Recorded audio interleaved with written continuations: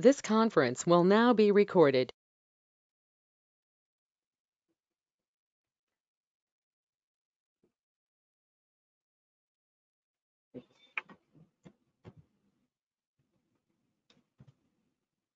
So,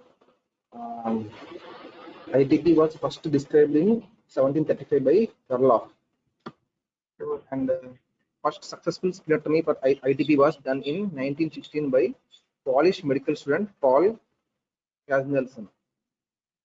And Harrington Hollingsworth self-experiment established the autoimmune nature of the ITP. So remember his name, Harrington and Hollingsworth. So they did they're very good students at that time. They did a very good experiment, self-experiment in 1950. So in due course of time, I will do what they did. So it affects all ages, although it presents most frequently elderly and higher in males of childbearing age. So the childhood ITP and adult ITP, they both behave differently, and the prognosis is good in childhood ITP. So it is an autoimmune disorder, ITP, immune thrombocytopenia, not idiopathic thrombocytopenic purpura. Immune thrombocytopenia is an autoimmune disorder mediated by autoantibodies. So the B cells produce the autoantibodies against the platelets, which bind these antibodies bind to the GP glycoprotein 2B 3A and GP95. I repeat, these antibodies go and bind to the glycoprotein 2B 3A and GP95. So there is a molecular mimicry. So for example, if there is any viral infection like HIV, HCV, and any another bacterial infections like H. pylori, there is the antibodies these against those viral antigens and bacterial antigens also cross react with these antigens on platelets. So the antibodies, the IgG antibodies, so see the anti-glycoprotein production, the IgG antibodies go and bind to the platelets, and these platelets, antibody bound or antibody coated platelets, are recognized by the macrophages at the FC end. FC, the antibody has two ends, FAB and FC. FAB is antigen binding, and FC is it binds to the macrophages. So it binds to the macrophage, and these macrophages are identified by the spleen, and they get engulfed. The platelets will get destroyed in the spleen. So, and the platelets are normally produced from the bone marrow by the hormone thrombopoietin. So it's an the disorder is mainly due to platelet autoantibody production and platelet opsonization and destruction of opsonized platelets by splenic macrophages. So that's why, and the treatment also relies on these mechanism of action only. For example, if I remove the platelet, which we are not doing now, previously in 2019, 2020, removing the spleen, splenectomy is not a good option because we have a lot of drug armamentarium. There are so many new drugs and lot of research is going. So no need to remove the platelets. It's not a good option in 2020. So previously it was done when the patients are not responding to the conventional treatment, and steroids by corticosteroids by immune which suppresses the production of antibodies from the B cells, and IVIG and IV anti-D zone and vinca alkaloids. So I told you the platelets are produced by the thrombopoietin hormone from the bone marrow. So TPO receptor agonists are given to increase the platelet counts, and other immunosuppressants and immunomodulators like azathioprine, cyclophosphamide, cyclosporin, and corticosteroids and danazol are given. So at the bone marrow level, TPO agonists will act at bone marrow level, and at the macrophage and platelet platelet bound antibody level, the azathioprine, cyclophosphamide, and cyclosporin will act, and IVIG and corticosteroids anti-D will act at the production of antibodies from the B cells. So there are three types of ITP. Primary ITP, where there is no etiology found, secondary ATP, which is may due to autoimmune disorders or any infection or malignancy, and drug-induced ATP. So primary ATP is classified as, say, if it is diagnosed newly within 3 months. So it is newly diagnosed ATP, persistent ATP, and chronic ATP. So newly diagnosed, it is if it is less than 3 months. In persistent, it is 3 to 12 months, and chronic ATP, it is more than 1 year. And the refractory ATP means severe ATP that persists even after splenectomy. So how they present? The patients with ITP are increased. There is increased risk of bruising and spontaneous bleeding events, and patients with platelet counts less than 30,000 are increased risk of serious bleeding. But life-threatening bleeding like intracranial hemorrhage rarely occurs if the platelet is more than 10,000. So you might have wondered.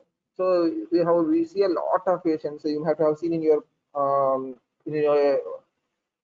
around your neighbors or within your family, someone have affected with dengue fever, and they might have very low platelet counts, 40,000, 65,000, 70,000.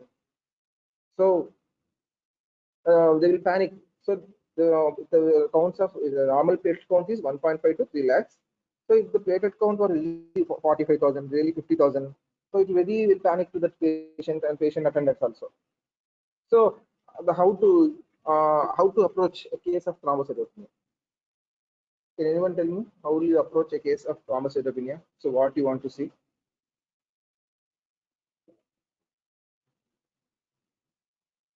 No one? Am I audible? Yes, sir. Okay. So if you can test the chart box how to approach a case of thrombocytopenia. What you will see. In complete blood count, we'll see platelet count, sir. Mm, Your voice is not clear. You can chart in text in chart box. We'll do a So complete someone blood said, picture, sir. okay. You want to see complete picture. Someone told In the ultrasound for platelet the count. spleno. Rule number 67. Can you tell me? Mora Kalyan Reddy. Akila told megakaryocytes. I can't understand what. Bleeding How time and clotting time.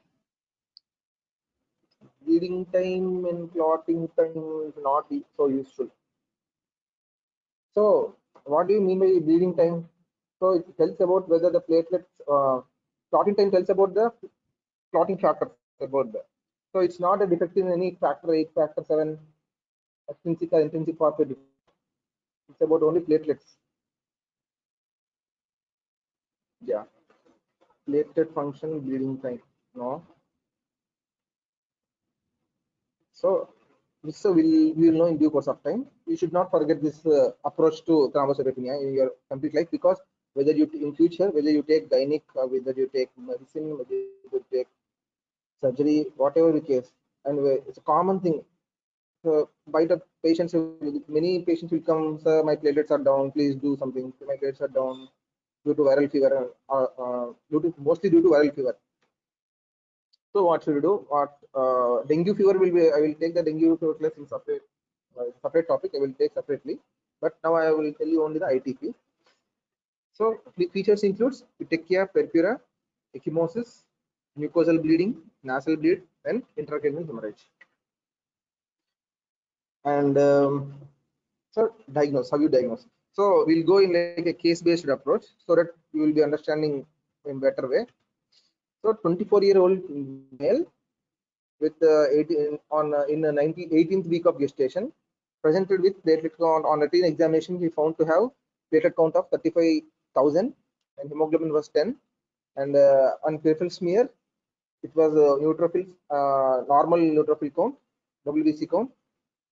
The WBC are normal, and NCV is found to be 100 femtoliters. So what is the diagnosis? What test would you do next?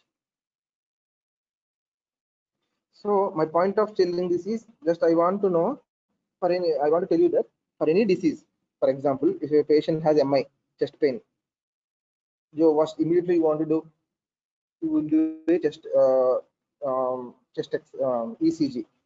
So if there is any elevation of the ST segment elevation, and if the you will do a blood test by troponin I. If there is elevation, rising levels of tropi titers, so immediately I diagnose the case as myocardial infarction and I will start the treatment. So for any diseases, so many diseases, there is a particular presentation and certain clinical features and their respective investigations and treatment. But for this ITP, there is no investigation. There is no investigation to confirm it is the diagnosis, and there is no the clinical presentation is also vague. So present with mucosal, just nasal bleeding, mucosal bleeding, which can be seen in many other conditions also. So and there is no so you diagnose this ITP by rule outing the all other causes. You should rule out it's a diagnosis of exclusion. So remember, it's a diagnosis of exclusion. ITP is a diagnosis of exclusion. So at the junction, patient thought as gestational thrombocytopenia, ITP or TTP, thrombocytic thrombocytopenic purpura, thrombotic thrombocytopenic purpura, folate deficiency. Why folate deficiency? Can anyone tell me?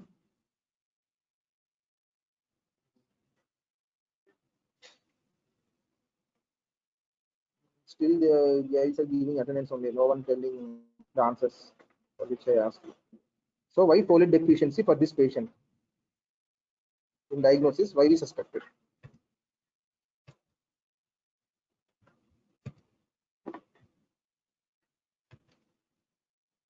No one?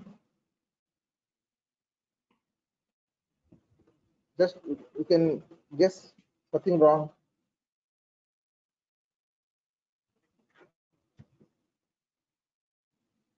So previously, when somebody answered, someone texted nuclear maturation. Yeah, nuclear maturation, but I want a clear answer. Megakaryocytes. Okay. So whenever the MCV is high, normal MCV is 78 to 85. When here the MCV is 100 femtoliters. So you can see it. MCV is 100 centimeters. So it's a megaloblast, macrocytic. So macrocytic conditions are seen in vitamin B12 and folate deficiency. So normally, when a patient, normally so many people, alcoholic people will come to us with liver cirrhosis or alcoholic hepatitis. So we tell them, we'll tell them that please do stop drinking alcohol. We'll counseling them for 10 to 15 minutes or half an hour, or we'll even send to the psychiatry for psychiatry referral for options of alcohol. Then he will goes home, he will take the tablets. We don't know when he come back. We don't know whether he really stopped alcohol or he is taking. He's he's lying. So previously, not now. Previously, people used to do MCV levels because alcohol causes B12 deficiency, B12 and folate deficiency because of malabsorption in the GIT. He's in chronic, not acute alcohol. It's chronic, very long term. So there will be rise in MCV levels in that patient. So if when patient was diagnosed to have alcohol hepatitis, if the patient's MCV was 120 or 130, then next visit, if the patient MCV was still 120 or 130 or it rise at 140, because it is 100, it's pakka that patient didn't stop alcohol, he is continued to taking. But if MCV is reduced, it means patient has stopped alcohol. Previously we used to do like that, but not now. And even driving road while on going on the road by checking alcohol at night time. Now people will do that breath test by using that meter, but they should do blood test, blood alcohol, and also MCV levels. It's completely out now. So they are not following nowadays. So even B12 and folate deficiency can also lead to thrombocytopenia. That's why we thought as folate deficiency, maybe secondary to nutritional, not due to alcohol in this female patient. So these are the different DVs. So whenever you see a thrombocytopenia, please do check the peripheral blood smear. Smear is important. So the role of the pathologist is very important. and B12 folate levels and thyroid function tests. And I will tell you in due course of them what are the things you have to check. So peripheral smear is very important. Why peripheral smear is very important? Remember, I will tell you. So for this case, platelet count was stable during pregnancy. Received IVIG. I told you in the treatment part because there is increased risk of bleeding during pregnancy. During delivery, she received IVIG. Platelet count is a partial recovery. Platelet count recovered partially. After 12 months postpartum, up to 8,000, treated with steroids, but relapsed after treatment. So this is the algorithm. Robert Stacey in 2012-13, I think. Robert Stacey proposed a diagnostic algorithm for thrombocytopenia. So I will tell you one small story that in Karnataka, I think the patient, a, a doctor's wife has developed mucosal bleeding, not mucosal bleeding, mild fever, not mild fever. So he went to a doctor did a CBP and also dengue serology. Dengue was turned out negative and she's absolutely fine, no mucosal bleeding, nothing, no complaints. But platelets are turned out to be around 35,000. So the age of 45, 35, 40 years, till she's absolutely fine till still 35 to 40 years. But suddenly they found a surprise why her platelet count was 35,000. They got panicked. So immediately he went to hematologist. So my patient, he told my wife is suffering from myelodysplastic syndrome till this age. In my MDS, myelodysplastic syndrome, if the platelets are affected, platelet lineage are affected, sometimes MDS can present as isolated platelet deficiency. So syndrome, so he panicked. So immediately that hematologist did peripheral smear, and he has seen himself the smear. Then it found out to be like the platelets are clumped. Like if you stack the coins one after the other in the machine, if the platelets are clumped, even the 100 to 200 platelets are seen as one single platelet. The machine captures it like that. So you have to do manually. If you see the platelet clumping, it is a benign condition. No need to worry the platelet clumping. So in peripheral smear, you have to evaluate first, rule out first platelet clumping. So machine cannot do this. Platelet cannot identify this platelet clumping. It identify a stack of 1,000 or on 200 platelets as a single platelets.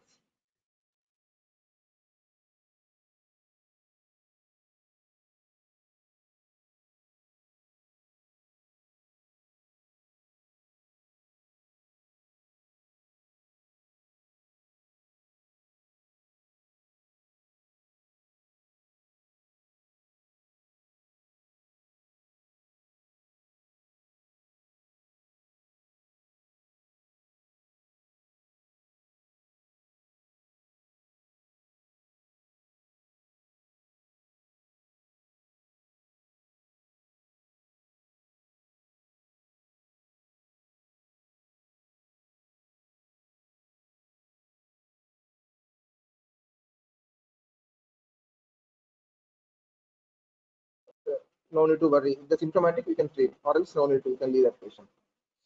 So in the peripheral smear, if you found cystocytes, cystocytes are the broken platelets, which are seen in thrombotic thrombocytopenic purpura. So there is a thrombus in the microvasculature. So which when the platelets pass through this narrow microvasculature, they get squeezed off from this narrow microvasculature, and this there will be alteration in the shape, and due to this, the patient's platelets appear as cystocytes, which are seen in DIC, disseminated intravascular coagulation, HUS, CTP, hemolytic uremic, and thrombotic thrombocytopenic purpura. For this diagnosis, the supporting investigation should be there. Like I told you, it's due to hemolysis. TTP is due to hemolysis. So whenever there is hemolysis, you will be seeing the rise in bilirubin levels. There is lysis, there will be rise in LDH, lactate dehydrogenase levels, and there is fall in haptoglobin levels. And also D-dimers and fibrinogens D-dimers will rise, and fibrinogen will be reduced. So cystocytes are seen in this condition. So if I see the thrombocytopenia, so my point is we have to exclude all these causes. These histiocytes, blasts, microspirocytes, I will tell you in due course of time. If you exclude all these 4 conditions, then it is the diagnosis of, you have to keep the diagnosis of ITP. So if you see the blast cells, nucleated RBCs, Pelger-Huet cells, dacrocystitis, probably you are dealing with bone marrow disorder. So you have to do bone marrow aspiration and biopsy in these patients. So previously, if the patient age was more than 60, it was routine to do a biopsy, bone marrow aspiration biopsy. Now they are not doing because they are doing the treatment, and after, if there is indication, they will do the bone marrow biopsy. Then if you see the microspirocytes, RBC clumping and agglutination, consider Evans syndrome. It's a direct antiglobulin test positive reticulocytes and LDH and bilirubin. And if you see the lymphocytosis, atypical lymphocytes, neutrophilia, and toxic granulations. So the toxic granulation is important. If you see, if you consider any infection like viral infections and bacterial infections, for that you have to check the ESR, CRP, chest X-ray, blood culture, and viral serology. So if it is none of these conditions, histiocytes, blasts, RBCs, microspirocytes, lymphocytes, atypical lymphocytes, or toxic granulations are absent, then we have to suspect this isolated thrombocytopenia. It may be due to ITP, HIV, HCV, H. pylori, DIC, heparin-induced thrombocytopenia, which is you have to ask the history for heparin usage in the previous week. So next, so that's how this approach the thrombocytopenia. You have to check for these causes. So investigation of adults and children. What are the investigations you have to do? So patient's history, family history,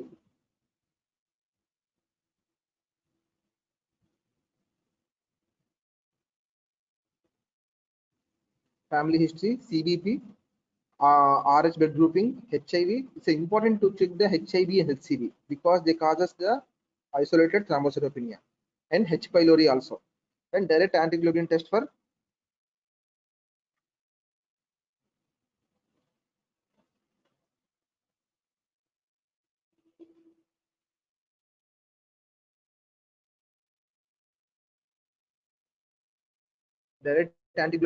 Evans syndrome, and these are the, you should check these investigations in all patients, and these are potential utility like APLA antibodies, antiphospholipid syndrome.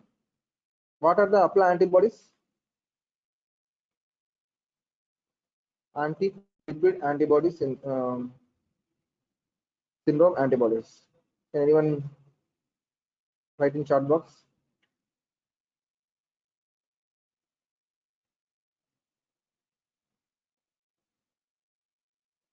Am I audible? Okay. Lupus anticoagulant, good. Anticardiolipin antibody, good. One more antibody. 3 antibodies are present. Anticardiolipin antibody, good. Anti-beta 2 glycoprotein antibodies, good. So in this APLA syndrome also, we will get this thrombocytopenia, and in hyperthyroidism also we'll see this thrombocytopenia, and in SLE, rheumatic disorders, I told you primary is due to primary ATP, secondary ATP, and drug-induced ATP. Primary, there will be no cause. In secondary ATP, we will see the it is secondary to some autoimmune disorder or infection. So that's why I'm rule outing these all to diagnose the primary ITP. I should rule out these all secondary like infections like HIV, HCV, and H. pylori, and also autoimmune disorders like SLE.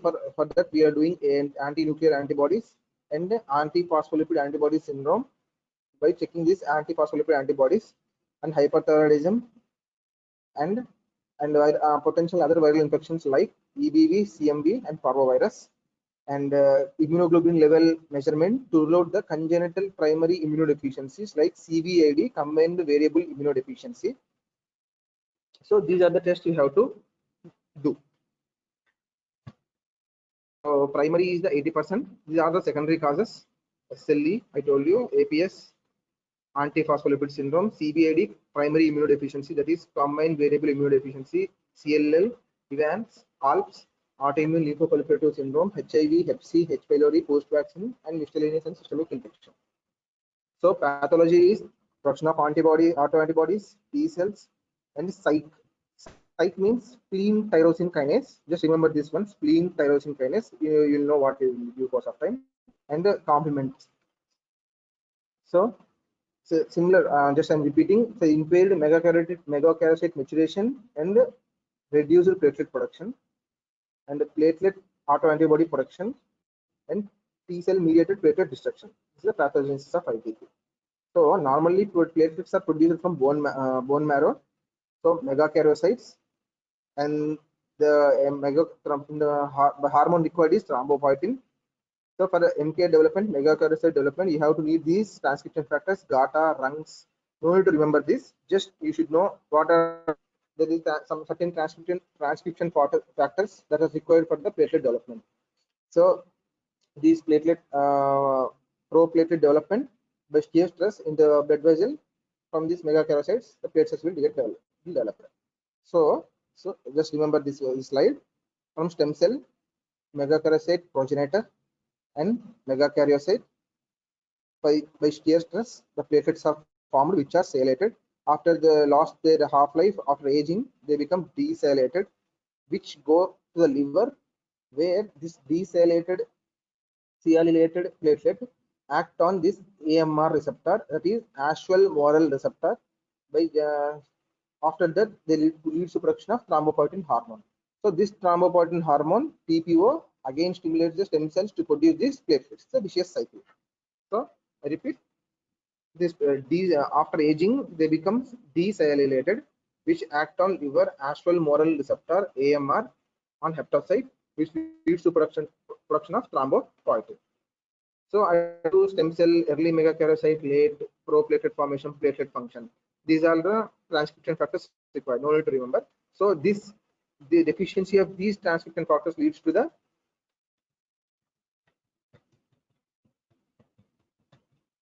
hereditary thrombocytopenia. So no need to remember all those things. Just hereditary thrombocytopenia is due to this mutation in this gene in transcription regulation or cytoskeleton factors. So I told you, sir, what is the evidence how it's an autoimmune disorder?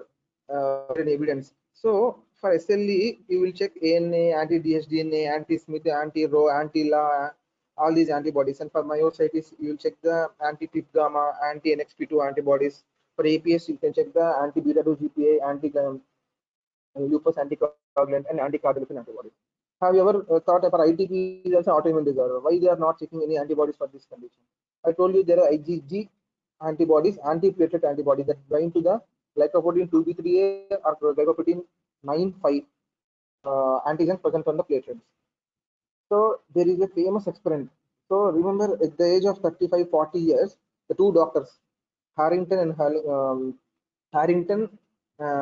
and his colleague in 1950. So is the Harrington. So these two hematology fellows, what they did, they found a patient of ITP. Everyone knows at the time. It's a story in 1950s, not now. Everyone knows it's an autoimmune disorder, but no one is able to prove that. So for that, what they did was they took a coin and kept a toss. So Harrington won the toss, and he told, and the patient's blood group and Harrington's blood group is same, and he took the blood. 500 he received blood from that patient's blood.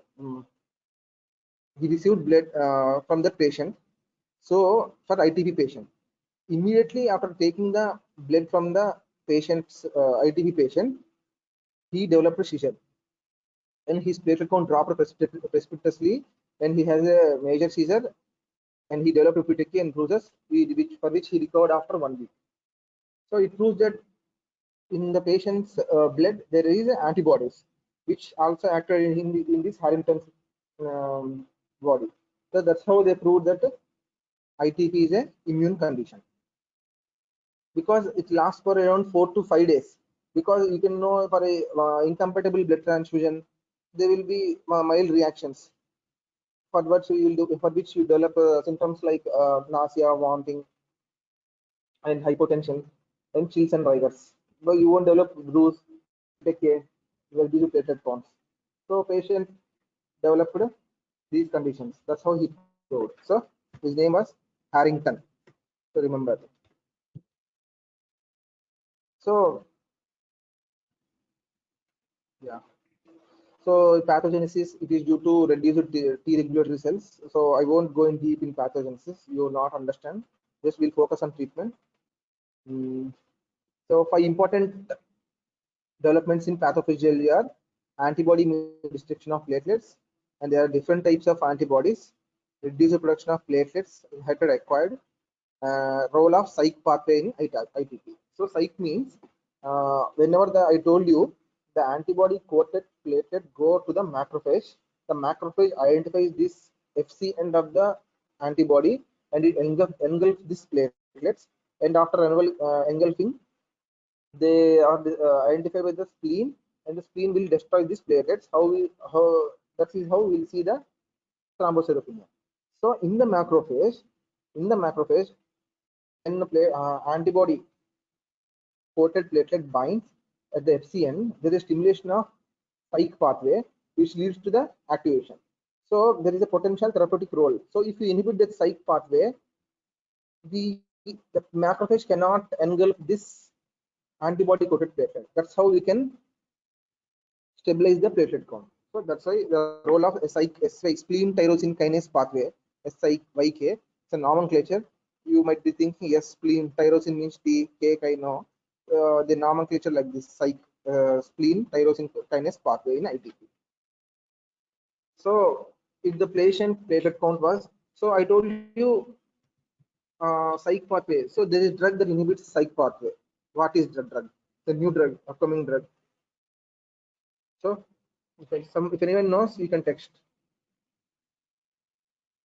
Still you are giving attendance only. Okay.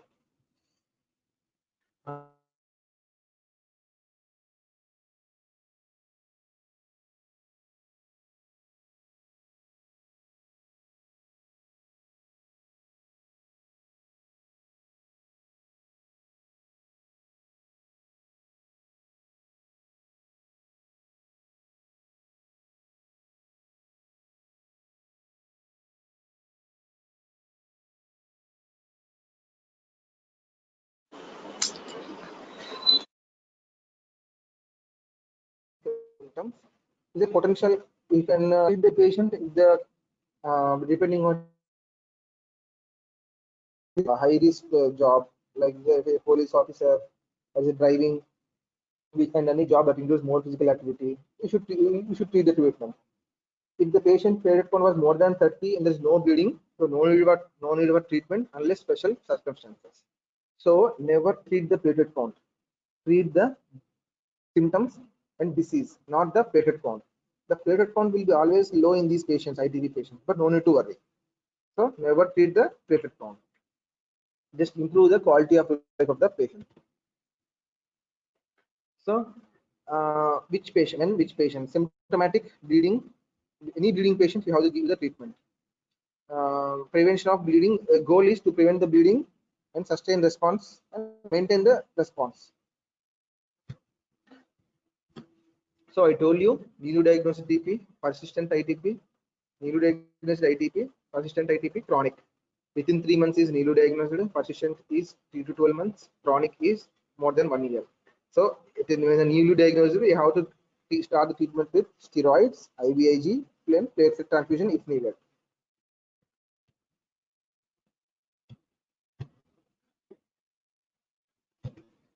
So dose of the steroid was prednisolone. So you can give prednisolone or dexamethasone. Dexamethasone is good because of long acting. So prednisolone you have to give 1 mg per kg per day for 2 to 3 weeks, and you have to see the response. If the patient is not, if a response is seen, it should be tapered. If the patient was there is no response to the initial dose within 2 weeks, you should taper the dose and stop it. Dexa is better because long half-life, potent anti-plasma cell agent because The plasma cells are responsible for the production of antibodies and no mineralocorticoid effect.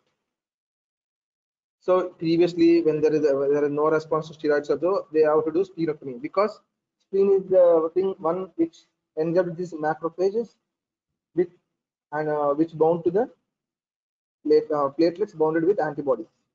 So if you have remove the spleen, then you can stop this thrombocytopenia. So for that, you have to give a few vaccines before doing if you want to do any splenectomy. So now it is not a good option to do a splenectomy. So now I told you in newly diagnosed ITP, steroids, IVIG, and platelet transfusion. So IVIG is a little costly. It will cost around 1 lakh. And anti-D immunoglobulins are also costly, but cheaper than IVIG. And the pros and cons are for IVIG, it has short acting, like it works for only for 3 to 4 weeks, and there is increased risk of infections. So for main in persistent IP, you have to do immunosuppression with rituximab or TPO receptor agonists, not antagonists, agonists. Rituximab is in class also. I told you in my previous class in Sjogren's syndrome. Rituximab acts on anti-CD20. Anyone?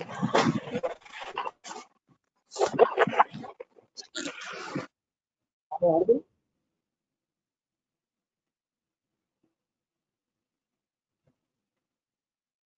Am I audible? Some sir, no voice. Someone told. Yes, sir. So for in my previous class, when I taught you Sjogren's syndrome, I told you what is rituximab, which acts on B cell anti-CD20. So by inhibiting the B cells, by binding to the CD20 marker, the immunoglobulins are reduced. And TPO receptor agonist, thrombopoietin receptor agonist, which stimulates the thrombopoietin, leads to increase the production of platelets. So there are good these are studies which showed very good response to the rituximab ITP in rituximab treated patients. 3 cycles of DEXA plus rituximab in ITP. So they showed very good complete CR means complete remission. So you can see this one is a complete remission, was seen in 69%. Partial remission is seen in very less percent. So it's a better good thing. Responders. The patient responded well with the DEXA and rituximab combination. So TPO receptor agonists, thrombopoietin. So what are the drugs? So you know what are the drugs? You know TPO receptor agonists. Can anyone name any one drug? So it's easy. You can remember. Eltrombopag, which stimulates the production of platelets. So I told you it's a platelet stimulator. So TPO receptor agonist, thrombocyte agonist, TPO receptor agonist, thrombocytes agonist, romiflastin, platelet stimulator. So these all increase the platelet. So remission and platelet response is very costly. So if they we use this TPO receptor agonist in persistent case, not in newly diagnosed case. So you should treat for less than 1 year, and remission observed in 32% of the patients. So eltrombopag and romiflastin and avatrombopag is a new drug. So TPO receptor agonist treated patients, mice has significantly reduced IgG antiplatelet antibody despite increase in platelet counts. Next, yeah. So I told you when newly diagnosed steroid, IVIG, platelet transfusion. For a persistent, rituximab and TPO receptor agonists like eltrombopag, romiflastin, avatrombopag.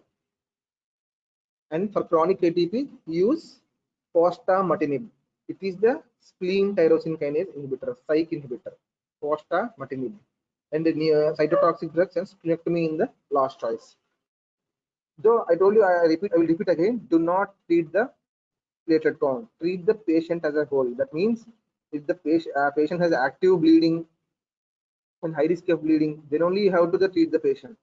You have to check that. But because the patient's platelet count was 5,000, 9,000, if he is asymptomatic, no need to treat in this condition. If the not 9,000, if more than 10,000 or 20,000. So DEXA versus prednisolone. DEXA is shown good improvement. Steroid should not be used chronically, even at low doses because of toxicity. Rituximab single agent allows 20 to 30% long-term response rate.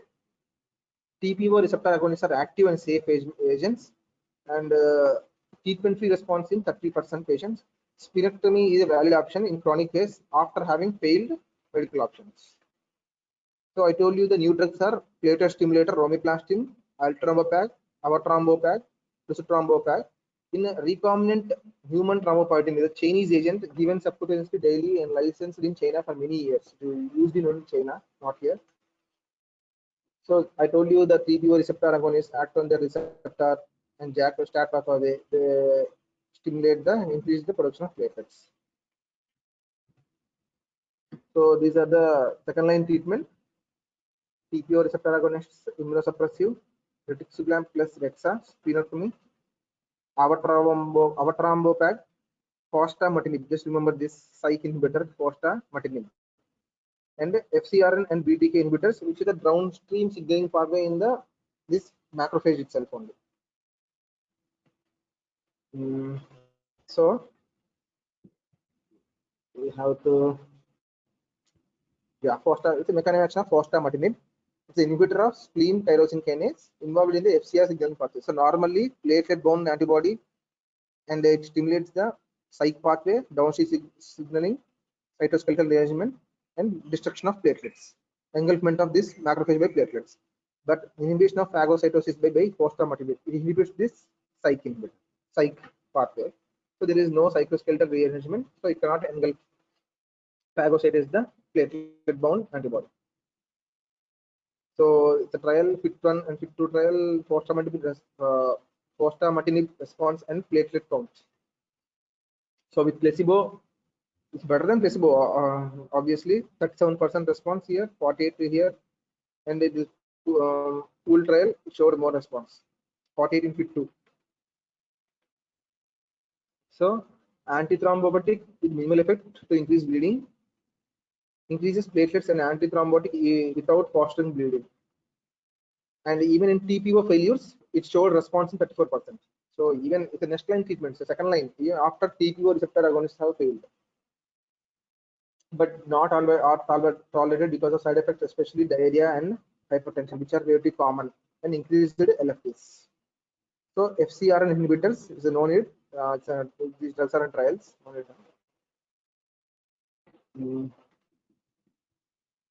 So in ITP now, there's no molecular, there's no definitive diagnostic test or antibodies to test for disease. I told you, I repeat, by the end of this class, you have to remember only one point.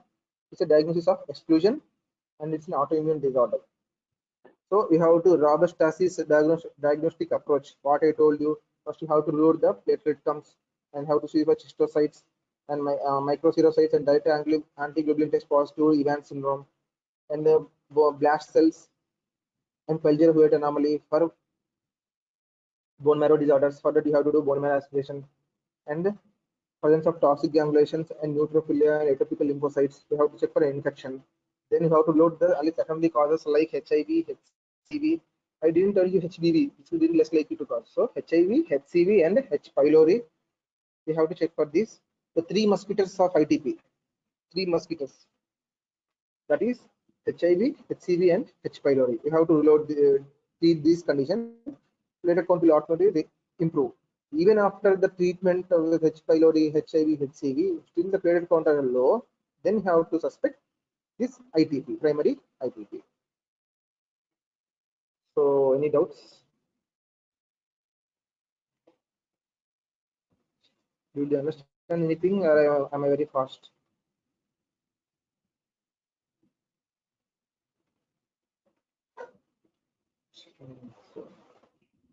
Okay. Someone can just chart in the text box.